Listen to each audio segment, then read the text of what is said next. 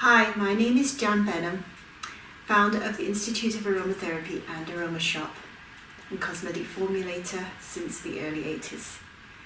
I'm here today to show you how to make these funky multi-purpose eyeshadows in large compacts.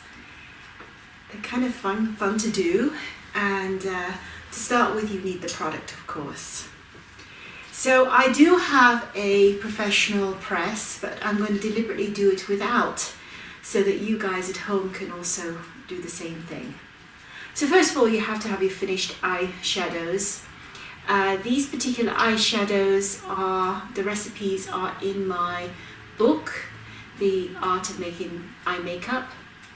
And this is Burnt Umber, this is Ice Pink, and this is Champagne. So I thought this would be nice to have these three colours mixed together. Now normally, the base in these are, in the Burnt Umber, there is actually rice powder and zinc and titanium dioxide, a combination of bases, mineral bases, and they all help with the stickiness to stick it into the pot. And some of them you can use mica coated with carnauba wax, which also helps with the stickiness. I normally mix with Naturederm IL, which is what I've got to mix in here, but I'm going to play with decapryl carbonate because I'm interested. I've never done that before with making these pressed powders. So what we have to do first of all is we have to mix the liquid into the powder. I'm going to take my glasses off because I can see better without my glasses. And what I'm doing here is you just want to do a few drops. Most people tend to make it too wet, so it's like a wet sand, but not too wet. So I'm just going to put a couple of drops into here, and then I'm just going to stir it well until I get that feeling that there's hard lumps forming.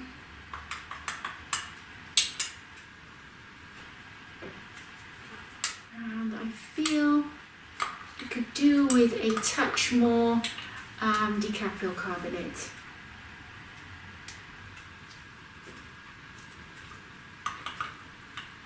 And you just want to feel where it's starting to clump up. You see here, I think we've got it. It's just like a big clump. So that's number one.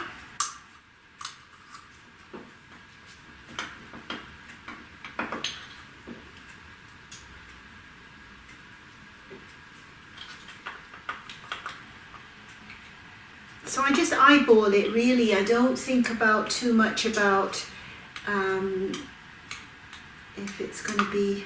And again, we got nice clumps happening here, so that is ready.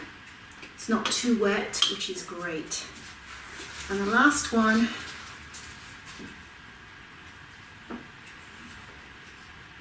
is Burnt Umber.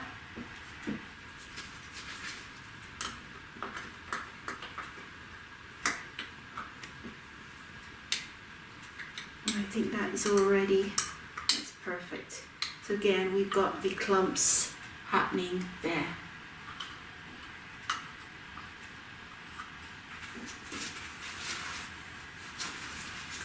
You always put your lids back on, because knowing my luck, I would probably spill it. Now to press your powders, I'm just going to move these out of the way. You want your tin pans. These are 59 milliliter.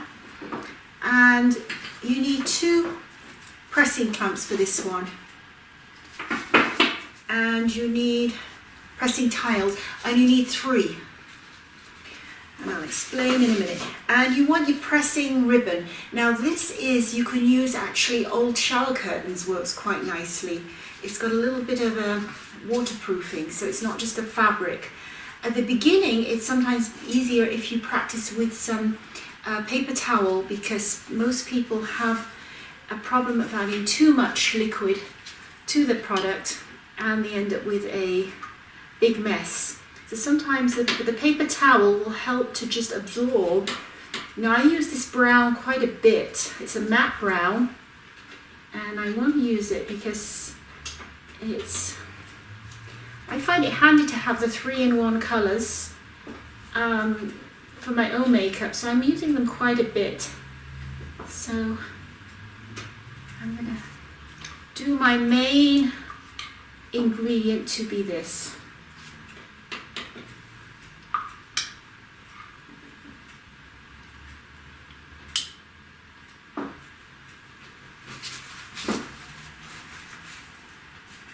Now the next one I'm going to use is the pink.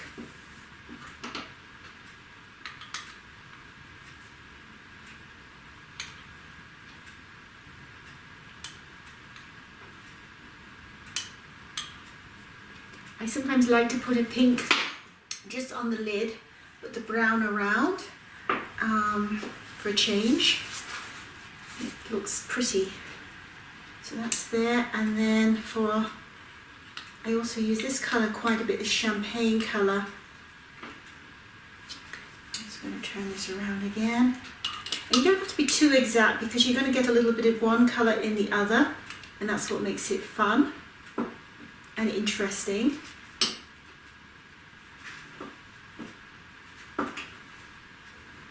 So you might get a little bit of overlap.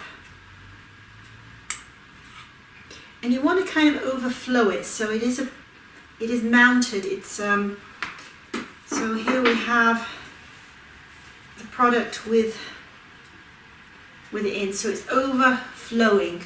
And what you then do, which is best to do, is then just pat this down so it's nice and even throughout the tin pan.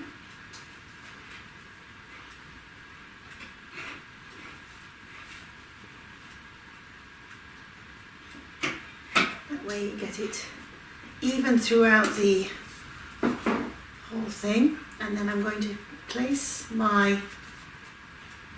this is actually a piece from a shower curtain, and then get my 2 of my tiles, pressing tiles on top, 1 underneath, and use my pressing clamps. I'm not normally used to doing this anymore because I use my press machine. So this is I'm out of practice. And you just want to really give it a good tight. So do it one way, and then undo them, and then move them to another spot. So then you want to move them so that you get an even press throughout your. I'm going to do the other side now. And move it over. Tricky, tricky, tricky. The other side, and then give that a good press there.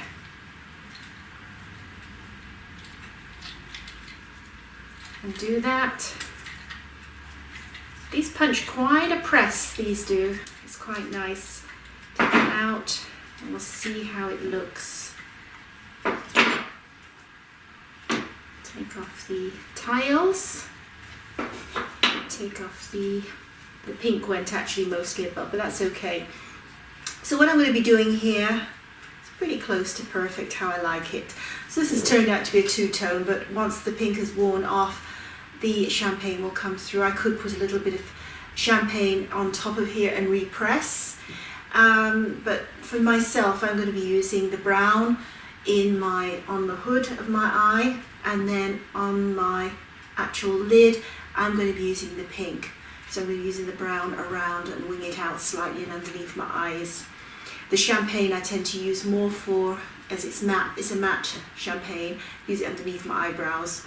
But sometimes I like to use the pink on my eyelid, or sometimes I like to use the champagne. So that is the product. You can pop it into then your pod, and then you've got a nice finish for a professional finish.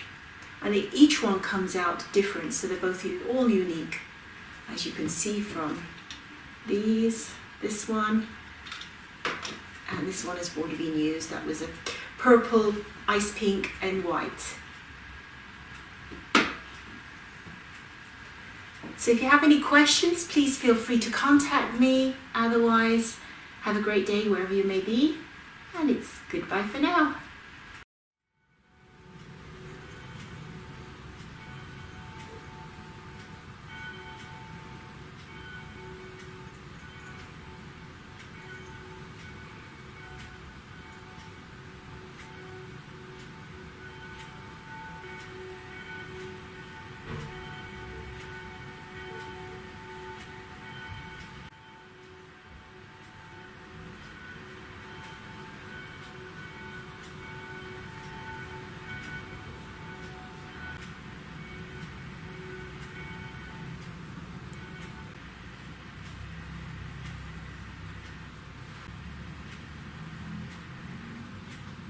Adding a touch of champagne to give it a little bit more of a glow, give it more of a, just on the inside.